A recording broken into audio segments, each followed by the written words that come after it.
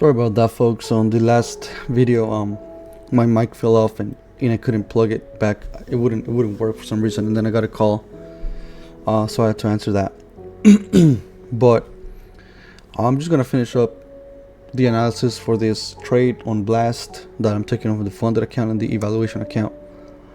But yeah, so like I said in the beginning of the other video, I'm taking another evaluation account with the profits that I took from the first one, which I still have it active, and just trying to grow into more capital so I can trade bigger, or with less risk, you could say. This is the evaluation.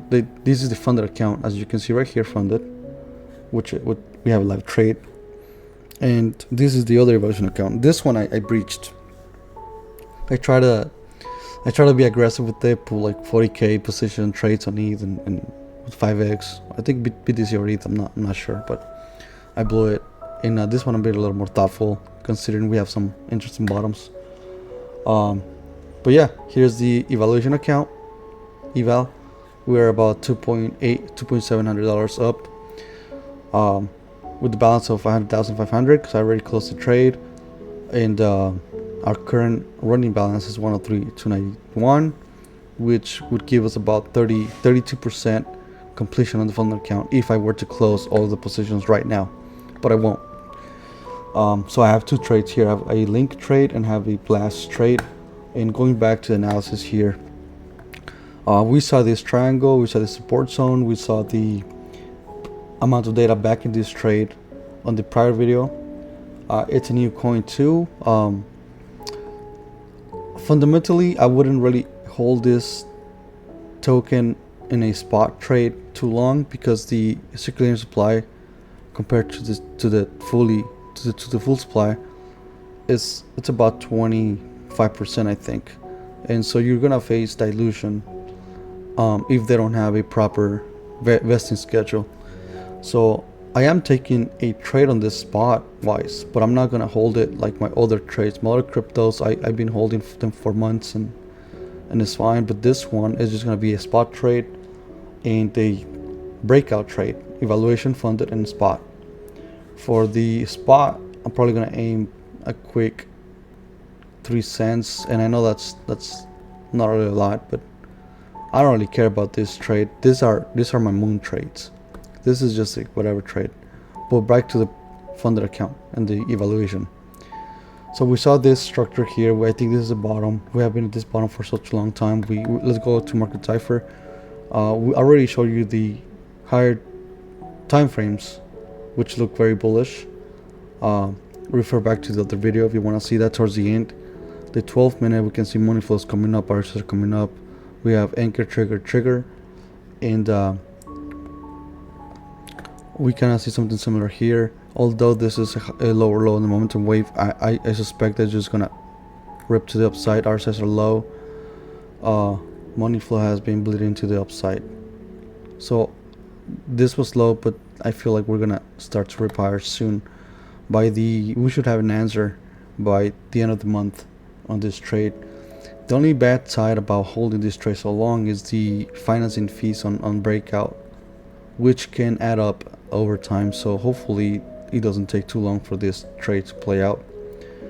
And as far as the link trade goes, there we go. This is so far a very nice trade.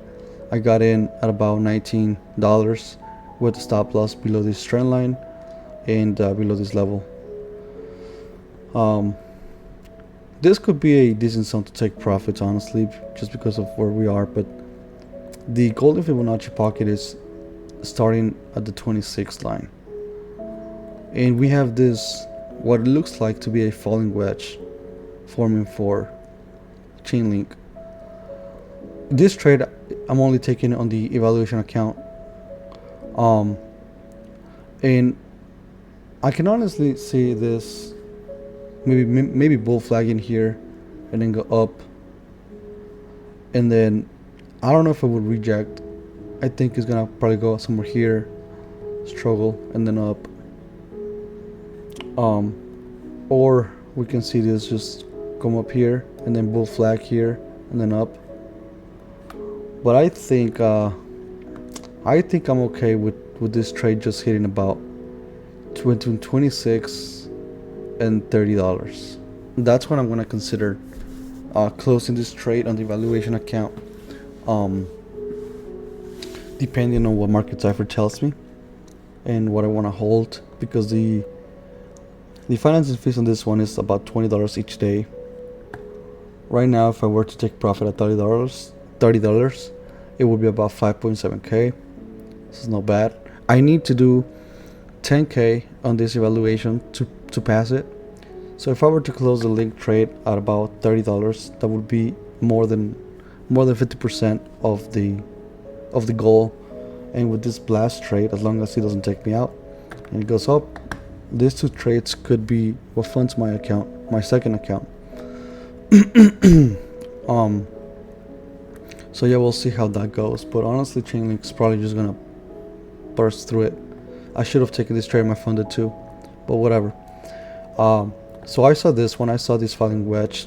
I saw that we had approached a trend line here for about, it had about 41 days of data backing it. So a reasonable support zone. We had also reached this zone right here, which many other altcoins have done. They some of them found support lower, some of them higher. And I was a little nervous about this just coming up here and then back down and take me out, but thankfully it didn't play out that way. Let me see if so when I entered this trade was somewhere here, so the Eval was already coming up. RSIs were high and hot. This momentum wave was curving to the inside, hinting a possible, something like this. So we'll see how that plays out, but that's what I saw. I saw the 2-day trigger wave, which backed up my trade. This other trigger wave with the RSIs coming back up, backing up this trade.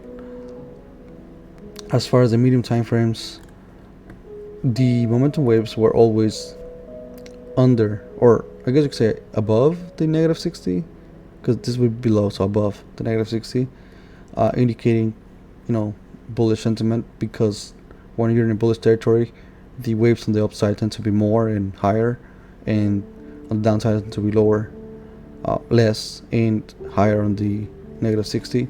So I saw that, and it was just similar throughout the whole chart. Honestly, we saw this bullish divergence. I don't know if it showed on the other time frames, but I think it did. From here to here, prices coming down, momentum waves are coming up. We're also approaching the trend line. Money flows coming up. The RSIs were very low, which was good. RSIs were low, but let's see. Yeah. So we can see bullish divergence, RSIs low, money flow coming up.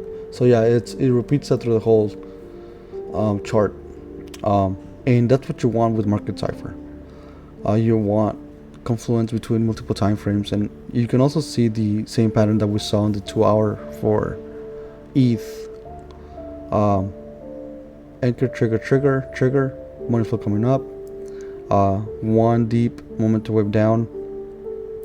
RSIs were hot and down. VWAP was coming up. Boom. You see that? Same thing on the 4-hour. So this is the pattern that I saw. So okay. And I got in this trade on the lower time frame. We can see that we have a thick momentum wave and thinner. Money flow. I'm sorry. Thick money flow. Thinner money flow. It is bullishly divergent as we approach the trend line. There's not anchor trigger here playing out. Although I didn't get in on this exact bottom, I got in here. So this and this as it come up.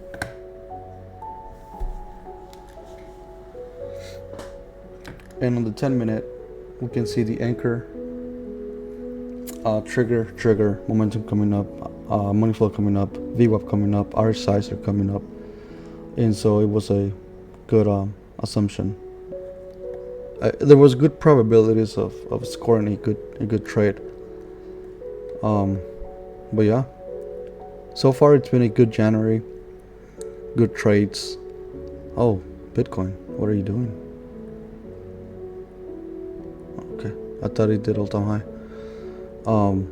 So far it's been good. My altcoins are starting to pop back up again. These are the coins that I hold spot. My long-term holds. They have been long-term holds for a while. And this one is really disappointing. I just hold about 10k USD of it. Not a lot, but it's been very disappointing. And we'll see how everything goes. Thanks for watching, friends, and until next time.